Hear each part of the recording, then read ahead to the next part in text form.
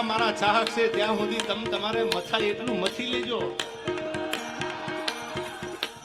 અને મનની મનમાં ન રહી જાય.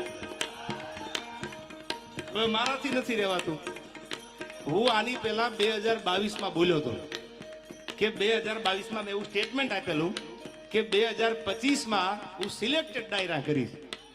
આ ઘા સહન નથી થતા યાર.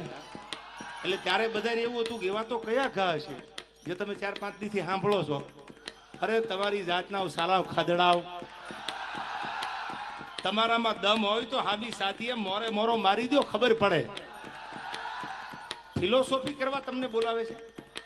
તમે મને પૈસા આપ્યા આ પ્રોગ્રામમાં, કલાકાર તરીકે તમે મને બોલાવ્યો. શું કામ બોલાવ્યો? સારી વાત કરું, સારું ગીત ગાવ, સારા 1-2 પ્રસંગ બોલું, એ માટે બોલાવ્યો ને. તમે મને ડાયલોગ બાજી કરવા બોલાવ્યો છે. તમારે ગામારે વાંધો હોય આ બોલવા માટે તમે મને બોલાવો છો. સમજદાર છો એટલે ટકોર કરું છું તમને. એવા કલાકારને તમે નક્કી કરીને બોલાવો કે જેની આગળથી સારું સાંભળવા મળે, જેની આગળથી સારું જાણવા મળે, એને બોલાવો. આયા બહેન ફિલોસોફી કરે, મોટી મોટી વાતું કરે, દમ તો કઈ છે નહીં. અને બીજી વાત, હું ઘણી વાર ડાયરામાં બોલું છું, તમે તો સમજદાર છો. ખદડા ને ખહુરિયા ને યાદ છે ને. હવે ખદડા હોય એને તમારે જોવો હોય એના ઉપર સિંગડા નો હોય, ખહુરિયા હોય એને તમારે જોવો હોય તો એના માથે સિંગડા નો હોય.